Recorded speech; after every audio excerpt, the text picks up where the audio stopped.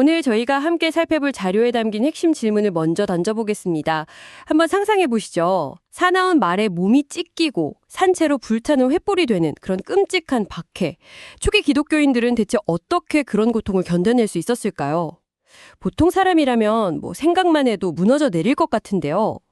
이번 시간에는 바로 이 질문에 대한 답을 담고 있는 우주의 왕이라는 제목의 설교 자료를 좀 깊이 파고들어 보려고 합니다. 이 자료가 요한계시록을 바탕으로 하는데요.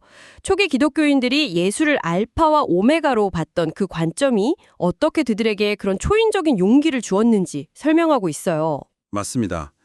여기서 중요한 건 이게 그냥 오래된 역사 이야기가 아니라는 점이에요. 이 자료가 던지는 핵심적인 가정이 이겁니다. 만약 그 끔찍한 고통을 이겨내게 만든 진리가 실제로 존재한다면 그 진리는 오늘 당신이 겪고 있는 문제들 앞에서도 충분히, 아니 어쩌면 그 이상으로 강력한 힘이 될 수 있지 않겠냐는 거죠. 알파와 오메가라는 이 개념이 어떻게 한 사람의 삶과 어려움을 헤쳐나가는 방식을 뿌리부터 바꿀 수 있는지 그 과정을 한번 따라가 보겠습니다. 좋습니다. 그럼 그 개념부터 한번 제대로 짚고 넘어가 보죠.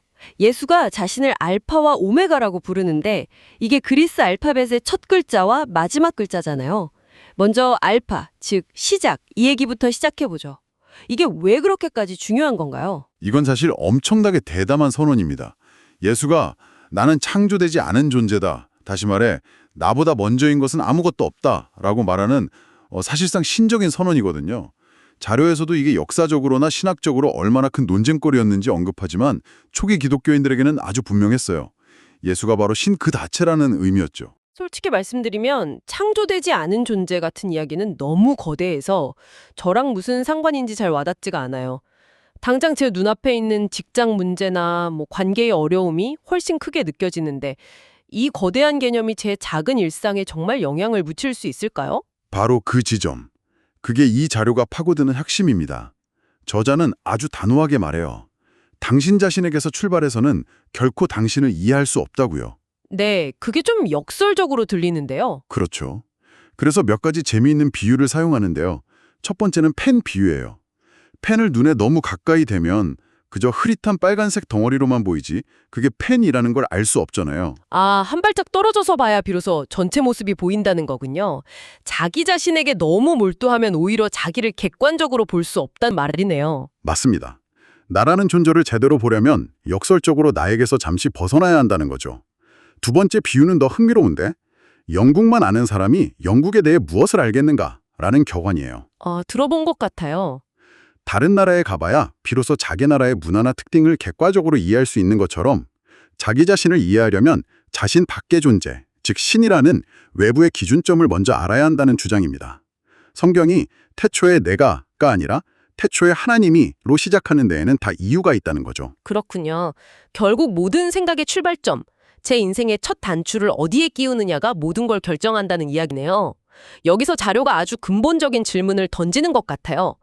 나는 우연히 만들어진 원자들의 조합, 일종의 우주적 사고인가? 아니면 인격적인 창조주에 의해 의도적으로 설계된 걸작품인가? 정확합니다. 그리고 이 질문에 대해 어떤 입장을 취하느냐에 따라 문제 해결 방식이 그냥 180도 달라집니다. 만약 당신이 사고라면 세상에 정해진 규칙이나 의미는 없는 거예요. 당신 스스로 모든 규칙과 의미를 만들어내야 하는 거죠. 이건 엄청난 부담이거든요. 하지만 당신이 창조된 존재라면 당신의 임무는 의미를 만드는 게 아니라 이미 존재하는 진리와 의미를 발견하는 것이 됩니다. 와, 그건 마치 설명서가 없는 기계를 조립하는 것과 이미 완성된 명품 기계의 설명서를 읽고 제대로 사용하는 법을 배우는 것의 차이 같네요. 아주 좋은 비유입니다. 자료에서는 이 질문을 회피하는 것 자체가 지적인 도피라고까지 말해요. 어떤 사람들은 에이 그런 건 너무 심각한 얘기야 라면서 웃어넘기려고 하지만 사실 그게 가장 중요한 질문에 대한 답을 미루는 현실 도피라는 거죠. 내 고통의 해결책을 찾기 전에 내 존재의 근원이 무엇인지에 대한 가설조차 없다면 그건 마치 어둠 속에서 목표물도 없이 총을 쏘는 것과 같다고 강력하게 이야기합니다. 알겠습니다. 알파가 내 존재의 기원, 즉 나는 어디에서 왔는가에 대한 답이라면 오메가는 끝, 나는 어디로 가는가에 대한 답이겠군요. 그가 시작이라면 모든 것이 결국 그에게로 돌아간다는 뜻이겠죠. 맞습니다. 시작점이 있으면 결승선도 있는 법이니까요. 자료에서 우주가 예수를 위해 만들어졌다는 비유를 드는데 이게 아주 재밌어요. 키가 180cm인 사람들만 사는 가족이 직접 집을 지었다고 상상해보세요. 모든 찬장, 문손잡이, 가구가 그들의 키에 완벽하게 맞춰져 있겠죠. 그런데 키가 150cm인 사람이 그 집에 가면 어떻게 될까요? 모든 게 불편하고 삐걱거리겠네요. 근데 그 비유는 흥미롭지만 한편으로는 좀 불분하게 들릴 수도 있겠어요. 마치 내 키가 작아서 이 집에 맞지 않는 게 내 잘못인 것처럼요. 내가 예수를 섬기지 않아서 내 삶이 삐걱거린다는 건 어떻게 보면 개인을 탓하는 것처럼 들릴 수도 있지 않을까요? 와, 굉장히 중요한 지적입니다. 자료의 의도는 결코 개인을 비난하려는 게 아니에요. 이건 판단이라기보다는 뭐랄까 진단에 가깝습니다. 드라이버를 망치로 쓰려고 하면 못이 잘 박히지 않겠죠. 그게 드라이버의 잘못은 아니잖아요. 아, 용도가 다른 거니까요. 그렇죠. 단지 그 용도로 만들어지지 않았을 뿐입니다.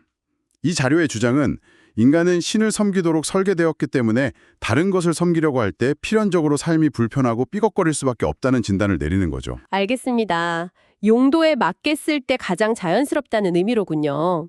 자료에서 말하는 오메바 포인트라는 개념이 바로 이 지장과 연결되는 것 같은데요. 네, 오메가 포인트란 삶에서 협상 불가능한 것, 즉 이것 없이는 내 인생은 의미가 없어 라고 여기는 궁극적인 목적을 말합니다. 그리고 여기서 자료는 우리의 전곡을 찌릅니다. 대부분의 사람들은 신을 자신의 오메가 포인트로 삼기 위해 다가가는 게 아니라는 거예요.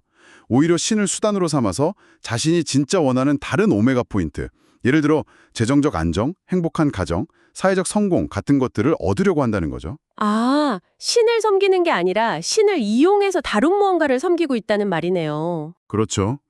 이건 꼭 종교적인 이야기만도 아닙니다. 예를 들어 자녀의 성공이 인생의 오메가 포인트가 된 부모를 생각해 보세요. 자녀를 위해 모든 걸 희생하지만 정작 자녀가 부모의 뜻대로 되지 않으면 내가 널 어떻게 키웠는데 라며 분노하고 절망하죠. 그때 신의 자리에 자녀의 성공이라는 우상이 있었던 겁니다. 자료에 나오는 모세나 요나 이야기도 정확히 같은 구조를 보여줘요. 모세 이야기가 흥미롭더군요. 그는 리더가 되어서 신을 섬기겠다고 생각했지만 사실은 리더십 자체가 그의 궁극적인 목적, 즉 오메가 포인트였던 거네요. 맞습니다. 그는 이집트 왕궁에서 교육받았고 능력도 있었으니까 당연히 자신이 리더라고 생각했죠. 그래서 자기 힘으로 동족을 구하겠다며 이집트인을 죽였지만 돌아온 건 누가 너를 우리의 지도자로 세웠느냐는 냉담한 반응뿐이었어요. 계획이 완전히 실패했군요. 네, 이후 40년간 광야에서 이름 없는 목동으로 살아야 했습니다. 그 처절한 실패의 시간을 통해서야 비로소 신이 목적이 되고 리더십은 그저 도구가 될 수 있었던 거죠. 요나의 경우는 훨씬 더 노골적이고요. 그는 적국인 니느웨가 멸망하기를 바랐어요. 그게 이스라엘의 정치적 안정을 가져다 줄 테니까요. 이게 그의 진짜 오메가 포인트였죠. 그렇죠. 신의 명령은 그 목적을 위한 수단일 뿐이었고요. 그런데 신이 니느웨를 용서해버리자 그는 자기 목적이 좌절된 것에 분노하면서 차라리 죽는 게 낫겠습니다 라고 소리치죠. 이 두 예시는 우리에 대해 아주 날카로운 질문을 던집니다. 혹시 지금 당신도 내가 이렇게까지 열심히 신을 섬기고 노력했는데 왜 원하는 걸 주지 않으세요라며 신에게 분노하고 있지는 않나요? 자료는 그것말로 신이 아니라 당신이 원하는 그 무엇이 당신의 진짜 오메가 포인트라는 명백한 증거라고 말합니다. 아주 신랄한 비유를 드는데요. 차에 치일 뻔한 사람을 구해주고는 사람 구하려다 비싼 바지가 찢어졌네. 역시 착하게 살아봤자 소용없어라고 불평하는 것과 같다는 거예요. 그 말은 사실 그 사람의 생명보다 내 바지가 더 중요했다는 뜻이네요. 바로 그거죠. 아, 이제야 연결고리가 보이는 것 같습니다. 내가 우연히 태어났다가 사라질 존재라고 믿으면 사자에게 찢겨 죽는 건 그저 끔찍하고 무의미한 비극일 뿐이죠. 하지만 우주의 왕이 나를 시작했고 알파, 나를 영원한 목적지로 데려가고 있다. 오메가라고 믿는다면 그 고통의 의미가 완전히 달라지겠군요. 이게 초기 기독교인들이 버틸 수 있었던 힘의 근원이었다는 말씀이시죠? 바로 그겁니다. 시작과 끝이 의미로 꽉 차 있다면 그 사이의 과정, 즉 우리의 현재 삶도 의미를 갖게 된다는 논리죠. 반대로 생각해보면 더 명확해져요. 만약 당신의 시작이 무의미한 사고이고 당신의 끝이 무의미한 죽음과 부패라면 그 중간 과정인 삶 역시 필연적으로 무의미할 수밖에 없습니다. 이런 관점에서 정의, 인권, 연민 같은 가치를 주장하는 건 논리적 모순이라고 자료는 지적해요. 무의미한 존재들에게 임의적인 규칙을 억지로 씌우는 것과 같다는 거죠. 마치 타이타닉이 가라앉고 있는데 그 위에서 의자 배치를 어떻게 해야 더 공정할지 토론하는 것과 비슷한 느낌이네요. 완벽한 비유입니다. 하지만 시작과 끝이 예수 안에서 의미 있다면 아주 사소해 보이는 순간이나 지독하게 고통스러운 경험까지도 전부 의미의 조각들이 됩니다. 여기서 자료가 설명하는 영광이라는 개념이 등장하는데 이게 아주 흥미로워요. 맞아요. 저도 그 부분이 인상 깊었어요. 영광을 무게감이나 실체로 설명하잖아요. 저는 보통 영광이라고 하면 뭔가 반짝이는 빛 같은 이미지를 떠올렸거든요. 그렇죠. 하지만 이 자료는 다른 그림을 제시합니다. 시냇물 한가운데 아주 크고 무거운 돌멩이를 놓는다고 생각해 보세요. 물줄기는 그 돌멩이를 피해서 그 주위로 흘러갈 수밖에 없죠. 네, 그렇죠. 왜냐하면 돌멩이가 물보다 더 무게감이 있고 더 실제하기 때문입니다. 여기서 영광은 그 무게감을 의미해요. 예수 그리스도가 바로 그 돌멩이처럼 우주의 중심에 있는 궁극적인 실체라서 모든 현실이 그를 중심으로 소용돌이치며 흘러간다는 겁니다. 그는 다른 모든 것보다 더 진짜이고 더 중요합니다. 와, 영광이 가장 진짜인 것이라는 해석은 정말 새롭네요. 그럼 우리가 영광스러운 순간이라고 할 때 그건 그냥 기분 좋고 반짝이는 순간이 아니라 가장 진짜 현실과 마주한 묵직한 순간이라고 이해할 수 있겠네요? 네, 바로 그겁니다. 그렇다면 결론은 명확해지죠. 그 궁극적인 실체, 즉 예수를 위해 행한 일들만이 영원한 무게감을 갖고 남게 된다는 겁니다. 그래서 초기 기독교인들은 집을 잃고 직업을 잃고 심지어 목숨을 잃는 것조차 두려워하지 않을 수 있었어요. 이 모든 사라질 것들 너머에 영원하고 가장 실제하는 그분이 계시고 그분과 함께하는 자신들도 영원할 것이라고 믿었기 때문입니다. 여기서 진정한 자유가 나오는 거죠. 가요의 일요일인 소재의 마지막 문장이 정말 강렬했어요. 만약 신이 나의 공범자였다면 그는 나를 배신했다. 그러나 만일 그가 신이었다면 그는 나를 자유롭게 했다. 이 자유가 정확히 어떤 의미일까요? 그건 신을 통해 다른 무언가를 얻어내려는 끝없는 압박감과 불안으로부터의 자유입니다. 내가 신을 섬겨서 얻는 최종 보상이 돈이나 성공이 아니라 신 자신이라면 이미 게임은 끝난 거잖아요. 아, 완벽한 해피엔딩을 손에 쥔 거는요. 그렇죠. 그 외의 모든 것은 그저 보너스일 뿐입니다. 더 이상 잃을 것이 없는 상태가 되는 거예요. 건강을 잃어도, 돈을 잃어도, 명성을 잃어도 가장 중요한 것은 잃지 않았으니까요. 이게 바로 그들의 자유였습니다. 오늘 우리는 알파와 오메가라는 두 개의 거대한 기둥을 통해 우리 삶의 시작점과 궁극적인 목적지를 어떻게 설정해야 하는지에 대한 깊이 있는 탐구를 해보았습니다.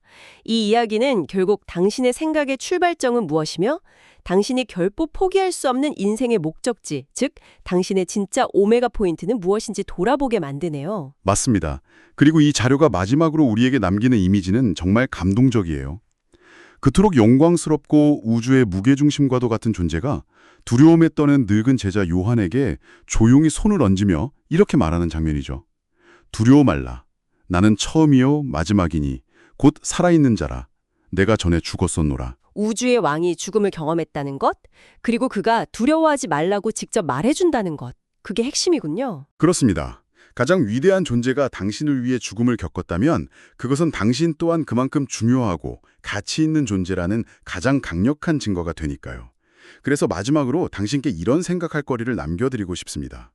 오늘 이 이야기를 통해 당신의 알파와 오메가가 무엇인지 혹은 무엇이어야 하는지 고민해 보셨을 겁니다.